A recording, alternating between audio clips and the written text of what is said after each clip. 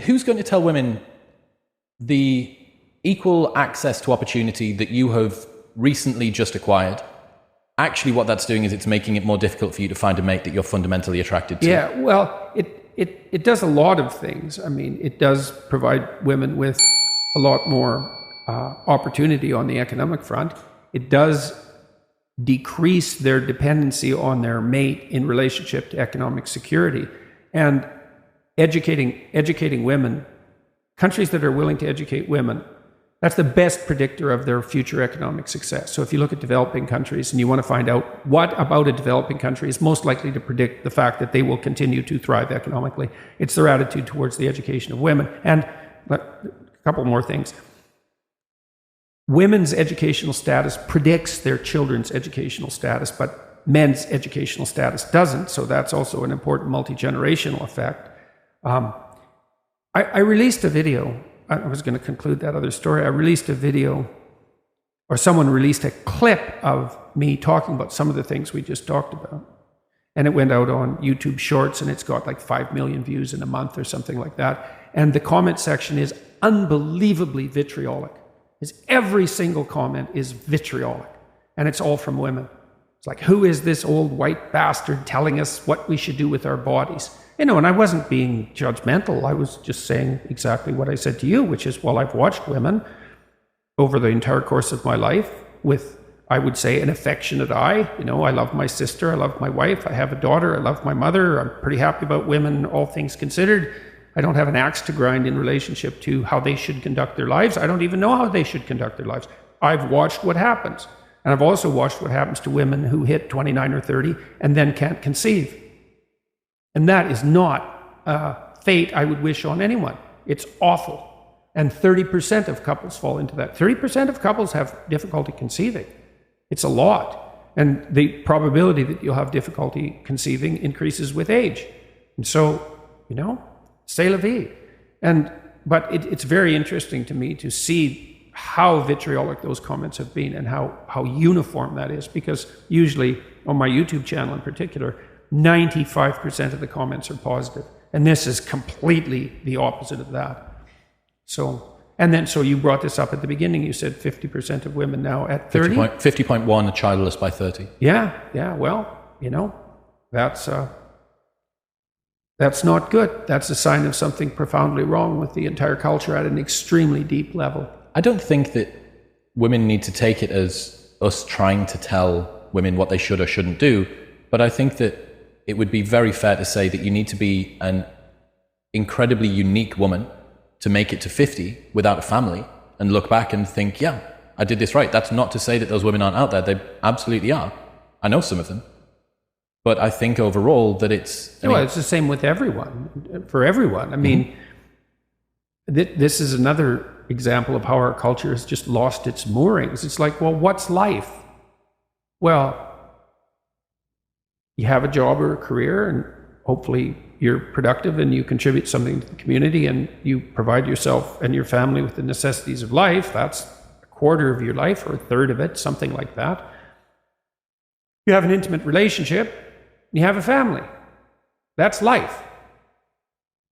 And if you don't have one of those, that's 1/3 of your life you don't have. Now, some people, maybe they're doing so well on the other two fronts that they can cope with not having that. Or maybe they're doing so well on one front, they can cope with not having two of them. Compensates. Yeah, maybe.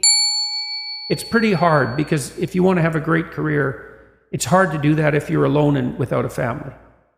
Right? I mean, the people that I've seen who've been best situated in their life, all things considered, even in relationship to their career, have a pretty solid monogamous relationship that stabilizes them. And then they have a family that also stabilizes them and broadens out their life.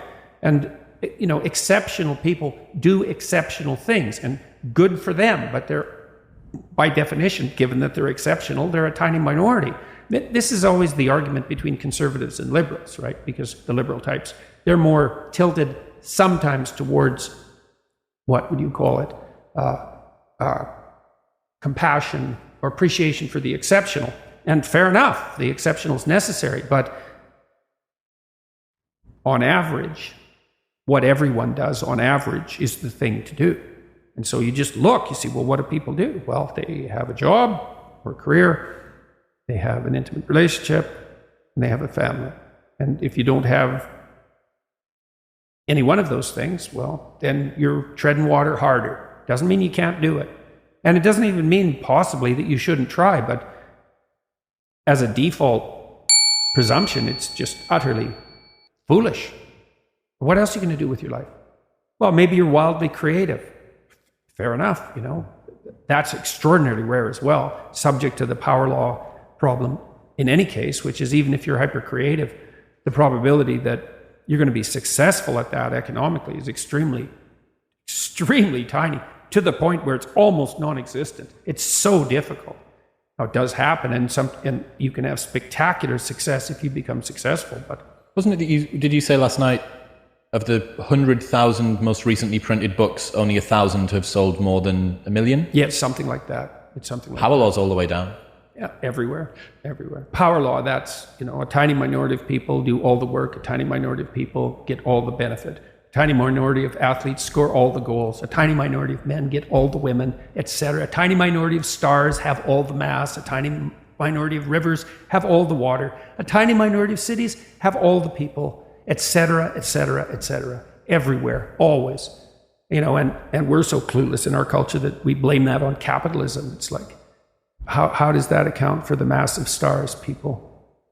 So, or the volume of rivers, or the population density of cities, or... Rolling the clock forward, you and Elon tweeted recently about population collapse. What do you think is going to happen there? Oh, well, I've thought for at least 10 years that the biggest problem in 50 years will be that there's just not enough people. I remember hearing you say a few years ago that you thought we'd peak at about 9 billion. Yeah, we probably won't hit 9. Yeah. And I knew the stats because... Think about how crazy it is to think that we might be living on Earth right now at a time with the most number of humans that are ever going to exist at one time ever. Yeah, that's highly probable. And and the population... That blows my mind. The population collapse in developed countries is precipitous, right? It's like we fall off a cliff. Because it's the same as everyone knows this from the pandemic, the R0 number.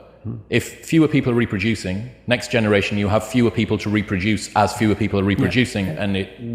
Yeah. And well, I worked on a UN committee, it's got to be 10 years ago now, to help draft the UN Secretary General's report on sustainable economic development. And so I looked at all sorts of things like that. I was very curious, for example, about...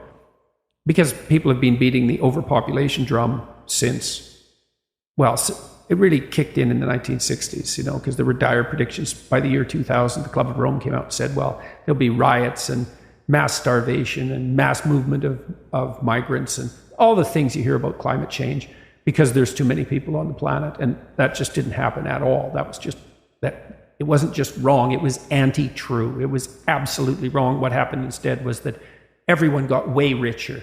And the bottom section of the population in terms of economic distribution got lifted out of poverty. Inequality still exists, but that's that power law phenomenon we already talked about. Not that that's trivial, it's just unbelievably difficult to determine what to do with. There are solutions, but certainly getting rid of capitalism isn't the solution. And so I looked at population trends and first of all found, not that this is an act of genius or anything, that as soon as you educate women, the size of family shrinks precipitously, like below replacement. And that's partly because women have other options. That's a huge part. We're seeing this play out. Oh, yes. I mean, all the countries in the West are way below replacement. Korea's way below replacement. South Korea, Japan, way below replacement. Yeah. I think the number one on the planet might be Chad.